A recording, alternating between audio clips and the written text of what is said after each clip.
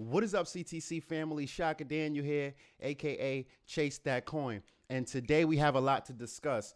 First of all, I want to encourage you to hit like, subscribe, turn on post notifications so you can be aware of when I do these videos. Also, make your way over to ChaseThatCoinTrading.com to take advantage of the free Excel spreadsheet with live coin market cap data, pie charts that breaks down your holdings and all of that good stuff. All right. Now, the first thing that I want to say is, the first thing that I want to talk about, in my opinion, is very good for cryptocurrency. Okay. Now, the first thing that I do want to talk about is Circle acquiring Poloniex. So Circle, at first it came out that it was a partnership, but now it appears that Circle has bought Poloniex for $400 million. Okay. Now, in my opinion, this is very good for cryptocurrency. All right. Lately, there hasn't been many good things for that's really bullish for cryptocurrency or Bitcoin. Well, there has been a few, but none to really change the overall direction. And you know, Poloniex being bought out by a more legitimate company, in my opinion, is a very good thing for cryptocurrency, because Poloniex kind of scared me. You know, that's the last thing that we need right now, is a big exchange to come out with some kind of fraud or, you know, something like that. There's one or two of them that, you know, people have been accused. Well, more than one or two. There's a few that people have been accusing of some kind of manipulation, whether it be through bots or whether it be through Tether or whatever. But I think that Poloniex being bought out by Circle is a very cool thing. For those of you who don't know, Circle was an early on, it was a way that you could buy cryptocurrency. And I really liked Circle because you could get the cryptocurrency instantly. So you could buy, let's say if I wanted to buy $300, $400 worth of Bitcoin. At that time, Bitcoin was like 400 bucks. I could buy 400 bucks off of my debit card and get it instantly and then transfer it instantly. So I really like that about Circle. They went away and they, you know, they were approaching, you know, blockchain from a different avenue. Now them acquiring this, Poloniex is a very good thing. Now, I personally think that this is going to be the start of Poloniex picking back up a lot of its volume. You know, maybe some interface changes. Circle is going to make sure this thing is legit. You know, I'm pretty sure that they're going to start off at a loss, you know, just from acquiring it. Well, I'm not pretty sure, but I wouldn't be surprised. But this is a very good thing for cryptocurrency. One of the bigger exchanges, I think it's 15th or 14th in terms of volume. So one of the bigger exchanges being bought out by a legitimate company is a very, very good thing. The next thing that I want to talk about is, if you guys haven't heard, all right, 2 foundation members from the Tezos Foundation have stepped down. Okay, Johan Gervers and Diego Pons. They have stepped down. Okay, they have stepped down. Diego, in the eyes of the community, you know, a lot of people liked him and liked his efforts. Behind the scene, Jonah Liams said that he was the unsung hero in you know, basically resolving the whole thing. Like, you know, hey, Gervers, man, step down, you know, move on, you know, let them have control of their money. So they stepped down. All right. Diego donated his severance because, you know, they got a little severance, maybe a portion of money. I'm not sure if that was disclosed. But Diego donated his to the team, directly to the team, if I'm not mistaken, or back to the foundation. But he donated it back to Tezos development, basically. Johan is not, I'm not sure if he's going to do that. In my opinion, let him keep his and let him just, you know, move on. Let him keep his. We don't need it. Bitcoin before the upcoming fork, which is going to be the next thing that we're going to talk about. You know, the Tezos Foundation has upwards of more than $1 billion. All right. And that's not even including the upcoming Bitcoin private fork. And I don't even know if they're including things like Diamond and all of that other stuff. All right. So with the addition of, Bitcoin private, that's probably going to be like another 200, maybe 100 and something million or something like that.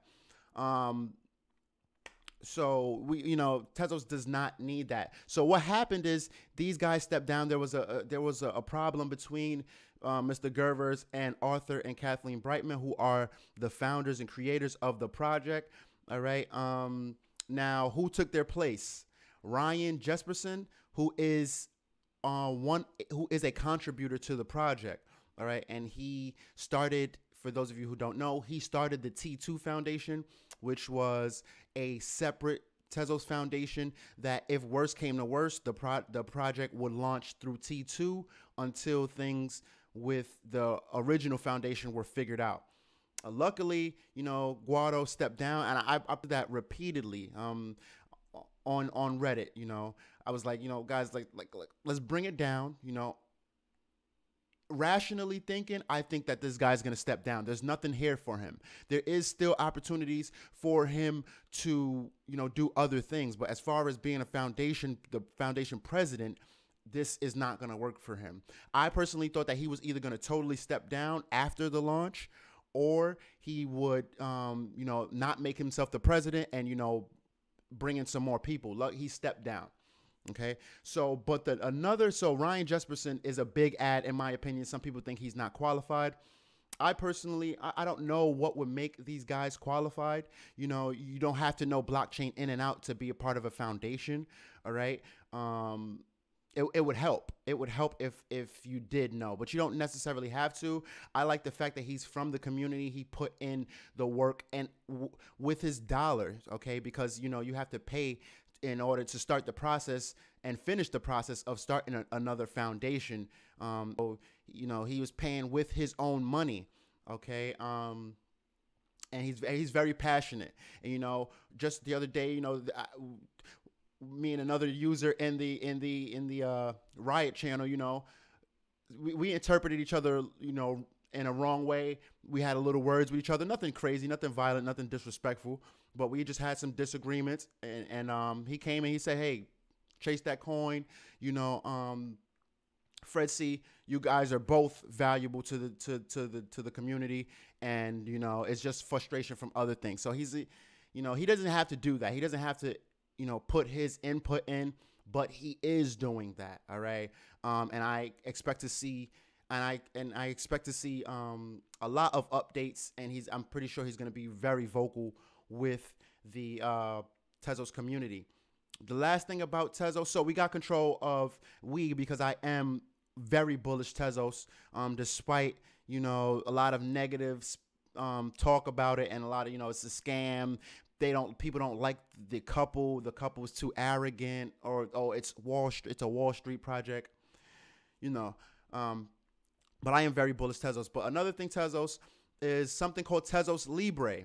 Now, someone plans on forking the code and then airdropping into, if I understood right, it's very early on in this whole Tezos Libre situation. But from what the person is saying, they have a team. They plan on forking the code.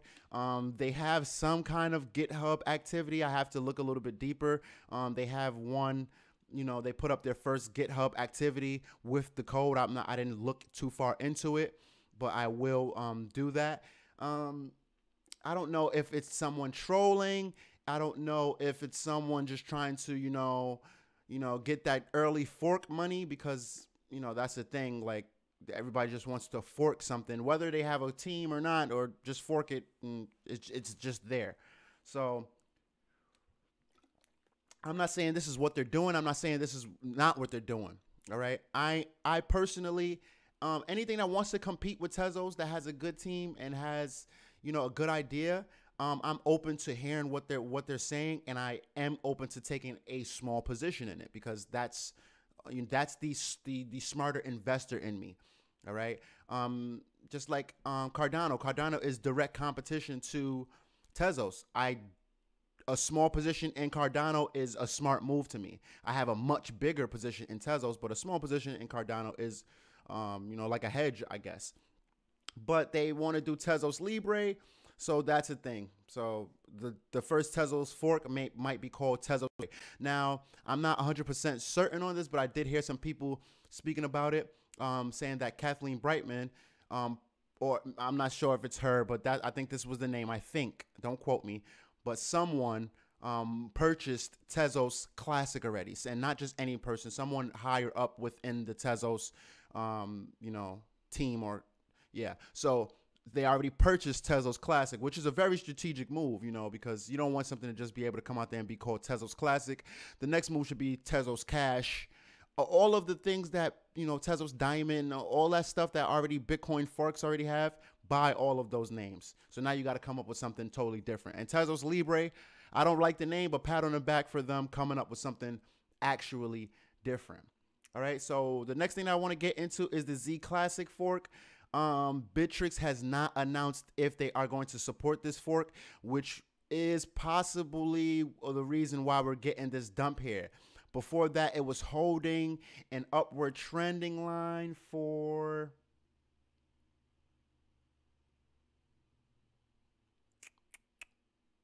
53 days.